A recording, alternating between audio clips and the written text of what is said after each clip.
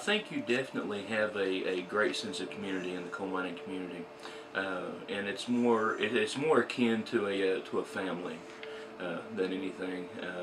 Coal miners are tight knit together, and their families are tight knit together. I've never seen a community rally around people like coal miners do. The one thing that I think is the difference in our area is there is a lot of faith in our area.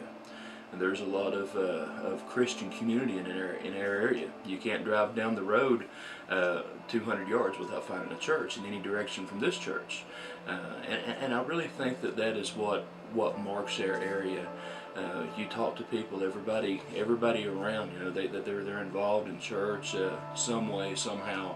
And I think that's a lot of what brings that community. Once you get outside of this, and of course, this is known as the Bible Belt, and once you get outside of that, then that does that the impacts of that does lessen it. So there's just not as much of that outside of this area. So these men, whenever they go underground, they're all risking their lives together, and that kind of a risk, and they suffer tragedies together, and that kind of risk and those types of experience is going to create a bond that you just don't find in other parts of the world, other parts of the country, or even other parts of the state. I think that religion and the faith of the people in our community is of utmost importance. I think that when we consider a person's faith and what they believe, that really drives their actions. It drives what they do and how they act.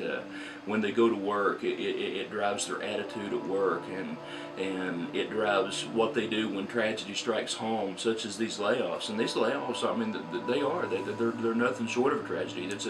It's a change in lifestyle. When our members get laid off, and when the unemployment stops, when it's hard to find that other job, then it's up to the church to step in and start helping out, and to do everything that we can to try to provide for them and help them.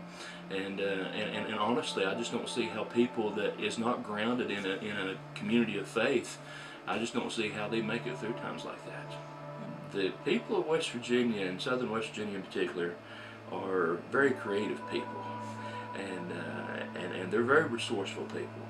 And I have faith in them. I believe that they will find something. What that is, I don't know. I would like to see this bounce back.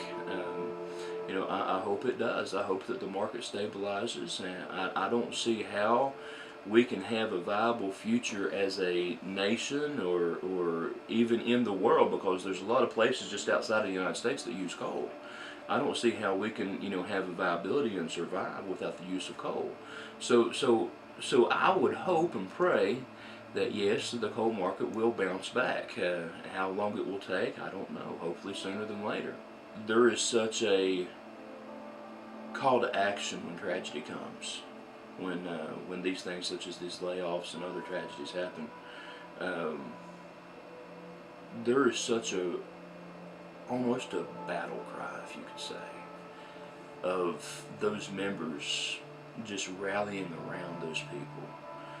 And honestly, as a pastor, you look and see where God works in these situations, even if they are bad situations, dark situations.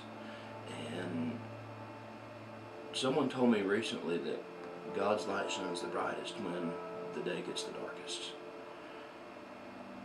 So when you talk about morale, yes, there is a lesser morale, there is a sadder countenance, but at the same time, you see almost a spiritual fervor rising up. People depending more on God, people putting more faith and trust on God.